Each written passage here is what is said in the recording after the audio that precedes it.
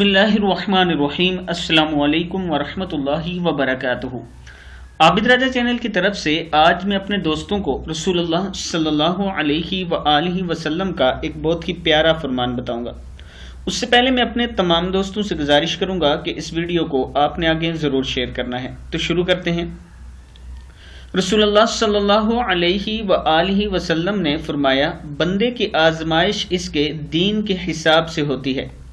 اگر وہ اپنے دین میں پختہ اور مضبوط ہو تو اس کی آزمائش بھی زیادہ ہوتی ہے، اور اگر اس کا ایمان کمزور ہو تو اس کی آزمائش اس حساب سے کم ہوتی ہے۔